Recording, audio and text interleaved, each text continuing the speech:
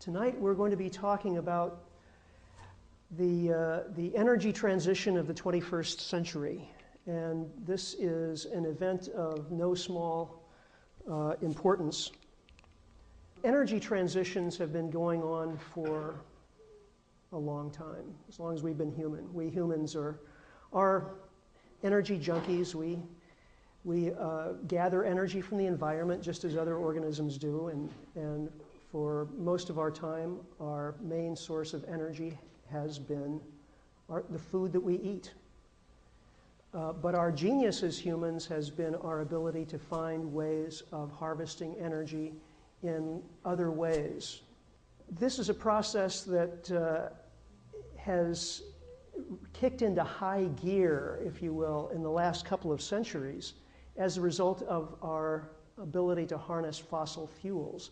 If the build-up to the Industrial Revolution, the centuries and millennia leading up to it, were about incrementally increasing the amount of energy available to humankind, the Industrial Revolution was about doubling and tripling and quadrupling that available energy again and again. Essentially, production profile of oil fields over time can take many shapes. These two in oil fields in Russia, these two in the US, can take sort of a smooth bell-shaped curve over time, or can reach a plateau. And this was Prudhoe Bay, Alaska. And the reason for the plateau was that oil from Prudhoe Bay was sent to the lower 48 through a pipeline. And so the capacity of the pipeline was an effective practical limit on how fast this stuff could be extracted or should be extracted. So thus the long plateau, and then of course geological limits took over, and Prudhoe Bay oil production started to decline, and it's been declining pretty substantially ever since. Occasionally we find an oil field with more than one peak in production, but if one takes lots of oil fields and averages them together, the tendency is for them to approach a kind of bell curve, which is classically what happened here in the United States, which used to be the world's foremost oil-producing nation, the land of the Beverly Hillbillies. We achieved peak of oil discovery in the US in 1930, peak of extraction in 1970, and today we import 2/3 of the oil that we use.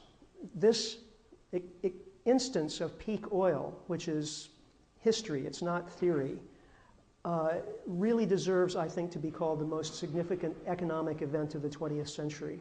It was the hinge that has shaped our experience over the last 35 years.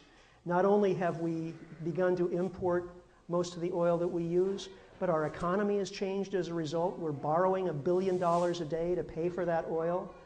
And of course, our foreign policy has changed. We developed this peculiar obsession with other parts of the world that have lots of oil.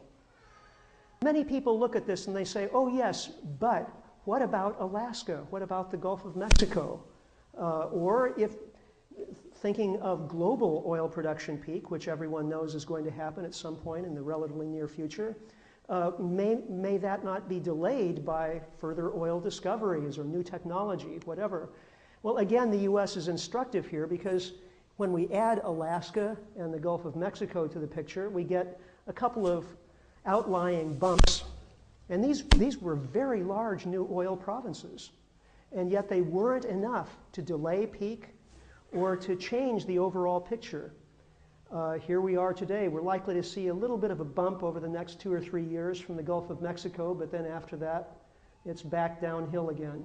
And we've been using lots of new technology in oil extraction, water flooding of fields, gas flooding of fields, and so on. And again, it's not making much difference to the essential picture. Once peak hits, that tends to be the end of the story.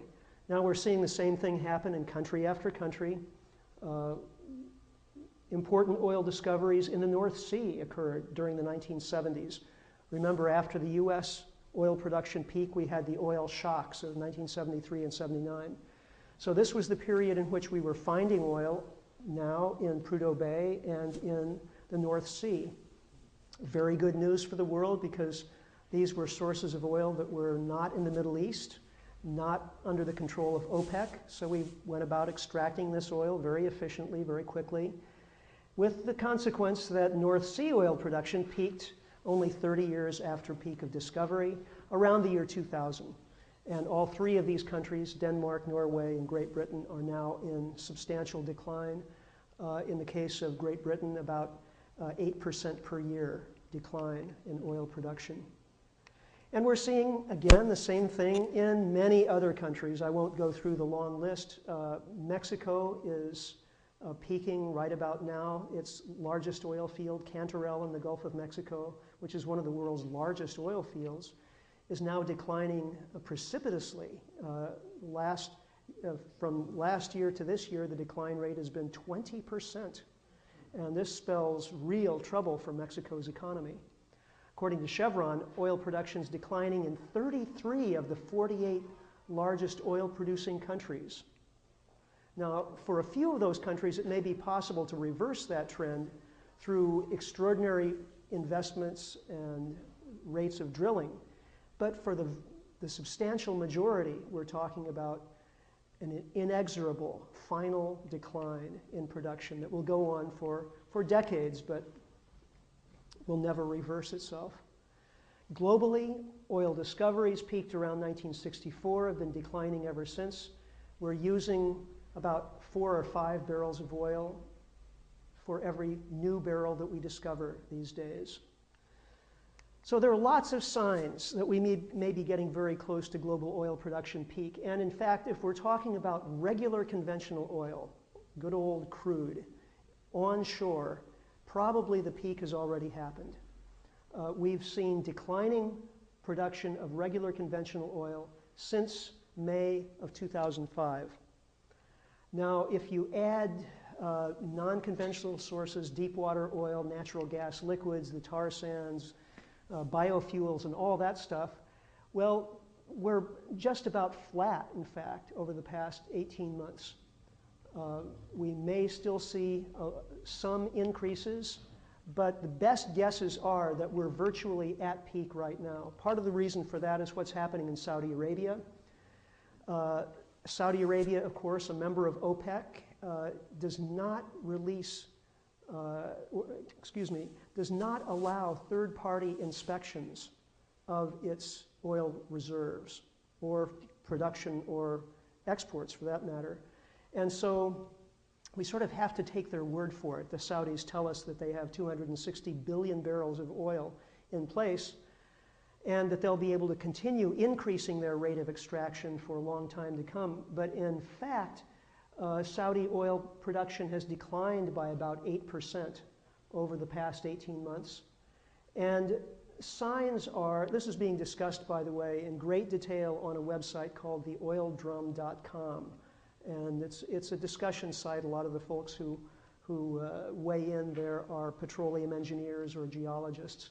And the speculation is that Saudi production is going to look something like this in the future, that there are currently very high rates of drilling taking place in the country. So reworking of existing fields is going to result in some increase of production down the line, but it's not probably going to get back up to the levels that we were seeing a couple of years ago. And so in effect, Saudi oil production may already have peaked. And since the Saudis are the only ones in the world with spare production capacity, supposedly, this in effect means that the world is probably at peak now.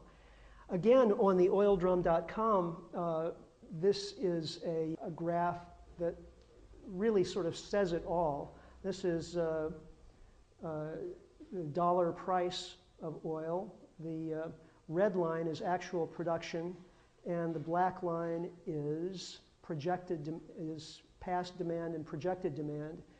And as you can see, production and demand or forecast demand start to diverge right around 2009 and never catch up with one another after that point. This is the overall picture of the situation from the Association for the Study of Peak Oil, which shows regular conventional oil, non-conventional oil, natural gas, and non-conventional gas. And as you can see, the conventional oil peaks around 2005, all petroleum liquids around 2010. And those peaks are so overwhelming that they take natural gas with them, even though global natural gas may not in and of itself reach its peak for another decade or two. We don't really know. The information is not all that good. If you look at oil and gas together, the total energy from those two fuels is likely to reach a peak around 2010. So that's peak oil.